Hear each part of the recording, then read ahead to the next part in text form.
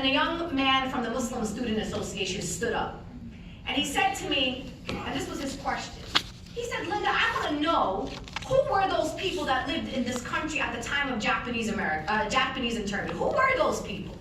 He was so impassioned and like he was sitting with this question for years, and it was just inside of him, and he put it out there with all this passion and abruptly sat down. And I'm not going to lie to you, he kind of like took my breath away. And in the moment, I didn't even answer his question because I didn't have a chance to think about it. And I don't even know if the young man was even trying to look for an answer. I think he just wanted to put his fears and concerns out into this large space that he was sitting in. So then after that, a few days later, I'm sitting in my office in Brooklyn, and his voice came to me. When he started asking, who were those people that were living at the time of Japanese internment? And immediately I thought to myself, I know exactly who those people were. They were the silent majority. I'm pretty sure that at the time of Japanese internment, people were probably sitting around in their homes being like, this doesn't seem right. Doesn't feel right. I don't understand. Like, this shouldn't be okay, but I guess it's happening, so I don't know. Like, do I do something about it? Do I not? I don't know. And I always thought to myself, do people understand that we're living in a moment where we're like having that same conversation and people are actually not realizing it? And the reason why that young man asked me that question is that when Japanese internment happened in America, you think that somebody woke up one morning and said, I have a brilliant idea. Let's just go around and round up Japanese Americans and put them into concentration camps. That's not actually what happened. What happened was it was years of propaganda against Japanese Americans. So what did they say about the Japanese? They were not to be trusted. They were the enemies within. They were incapable of being loyal to these United States of America. And we as Americans had to protect ourselves from the Japanese. So the best way to do that is to round them up and put them somewhere so we could all be good. And then when I fast forward to 2019, it was somebody picked up a book, like the same book, like let me dust this off a little bit. I'm gonna take out Japanese, I'm gonna put the Muslims in there instead, right? What do they say about the Muslims right now? The Muslims are not to be trusted. The Muslims are the enemies within. The Muslims are incapable of being loyal to these United States of America. The Islam is a foreign religion that belongs on the other side of the world. In fact, the Muslims have a secret agenda. They have a secret agenda to take over America, and we just gotta be really careful for the Muslims, right? And oftentimes, and in the last almost 18 years since 9/11, pretty much most people are in the process of believing this propaganda, right? And in fact, this type of propaganda, whether it happens here in the United States or happens in a place like Europe or anywhere else, leads to really horrible things. And I'm just waiting. Are we waiting for the actual really horrible thing to happen for us to say, this is not okay? No. What you do is you interject on the propaganda. You stand up loudly and say it is not okay to say this about the Muslims. You stand up loudly. Muslims have been on the shores of these United States of America before it was called the United States of America. 25 to 30% of enslaved Africans were Muslims. So when we as Muslims stand up and unapologetic, it's because also in our lineage as Muslims, our people's blood shed on this land, right? We have been in the military. We have stood up and fought to defend the rights of this nation. So we are workers, we are medical professionals, we are social workers, we are activists and organizers. We are part of the working class in America. So what we need our fellow Americans to stand up and say, not on my watch, I'm not gonna let this happen, because I know what happens when we continue to justify hatred and bigotry against a group of people. It's not okay. And what I'll end also by saying is this, because I think this is kind of like an elephant in the room. We gotta be really clear about what real hate and bigotry is. Hate and bigotry is not us having disagreements on foreign policy. I am always going to be a critic of the state of Israel, so as long as it continues to violate the human rights of the Palestinian people. That's it. Accept it. And just because you and I don't share the same positions on a foreign policy issue, it doesn't make me a hateful person. It doesn't make me anti-Semitic. And that is something that is very important and is actually becoming a division within the progressive movement. It's actually breaking up.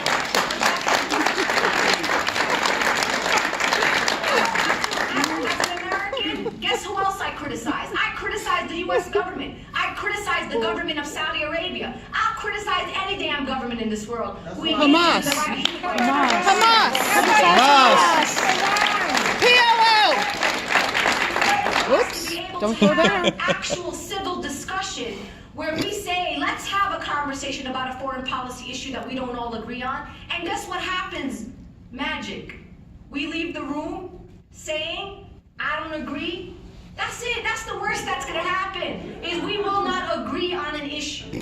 And that's okay. That's why we have a Republican Party and a Green Party, and we have a Democratic Party, and we have progressives and neoliberals, and we have all big spectrum, which, by the way, I fall nowhere on the spectrum. The progressives got issues with me, the liberals got issues with me, in particular, the white liberals, right? And I think that's important to say. Let me just this is very important as we get into the discussion, because we started a little late. Dr. Martin Luther King, and a lot of people use Dr. Martin Luther King often as an example, and it really bothers me. I just want everyone to know that it bothers me, like on a deep, deep level. And it bothers black people too, who don't always want to keep telling you how much it bothers them. So I'm going to help them by telling them how much it bothers them. That every January, everybody's quoting Dr. Martin Luther King, and there'll be people across the spectrum, and you're trying to understand, how does this one man appeal to all these people? That means that there's something wrong here. And what is wrong is that history lies, right? Yeah. And that's important to know. Dr. Martin Luther King is used often. What he said to us is that the obstacles to progress in America for him were never the white citizens counselors, it was never the Ku Klux Klan. He already knew, it was clear to him that they were the opposition. The obstacles to Dr. Martin Luther King and progress were often what we would describe now, today, as white liberals. For him, he called them white moderates. But let me just say, hold on, because this is where the discomfort comes in, and it's okay. And it's actually, we have the same thing happening to us right now in the movement. White liberals will be with us until we get to a particular line. And then when they start getting a little bit uncomfortable, they have the privilege to be like, nah, we gotta go. Like, this is too much. Linda, this is a little too much for us. And so what I say to people all the time is that we as people of color and people of members of marginalized communities, we don't have that privilege. I'm sorry. We don't have the right to walk in and out of a movement whenever we feel like it or whenever we feel a little uncomfortable. It's okay to be in a movement where people are sharing with you real life experiences where they felt frustrated with sometimes white allies, right? Because we are all flawed human beings. I'm a flawed activist too. You know how many times black people have had to check me, right? It's okay, because I'm learning, and it's all right for someone to tell me that you could do this better. Or maybe, Linda, you said something that actually didn't make me feel good, or I felt a certain way about something that you said, so it gives me an opportunity to either clarify or apologize, right?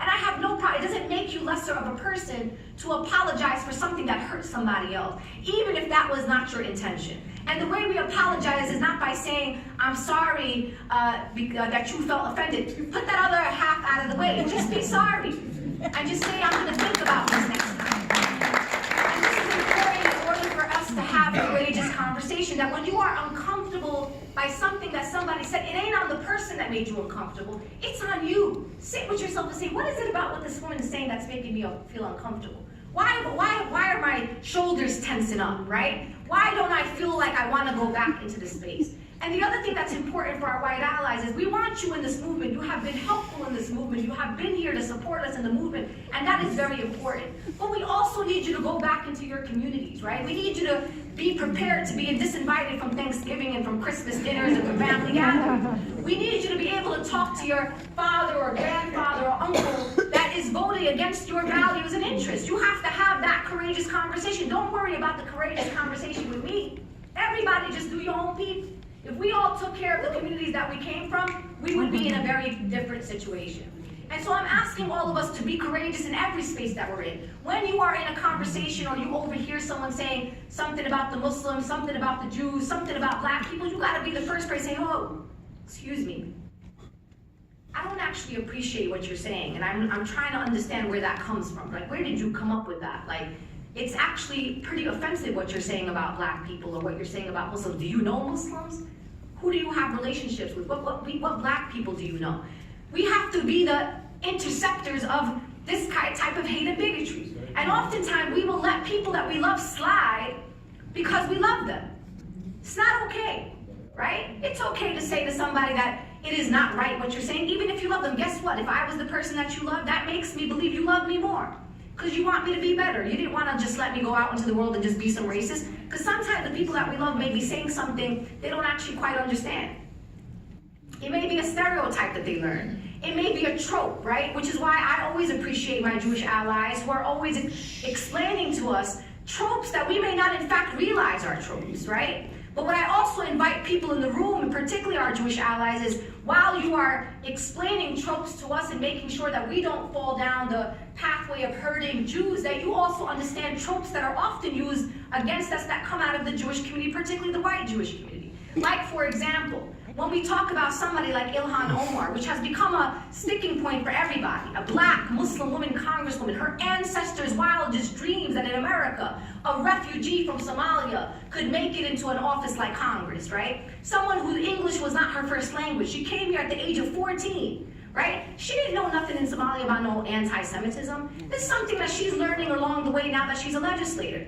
But what has happened oftentimes from white Jews who continue to call her an anti-Semite is that they look at Muslim women from an Orientalist trope that we are inherently anti-Semitic because we're Muslims, right? It's a stereotype that has been used often against Muslim communities, that we are anti-Semitic until proven otherwise, that we are guilty until proven innocent. It's not okay.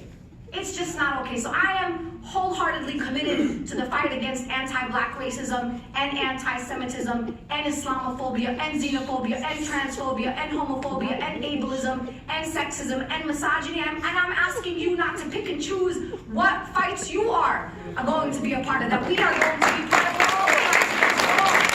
all. You're stereotyping Jews and whites.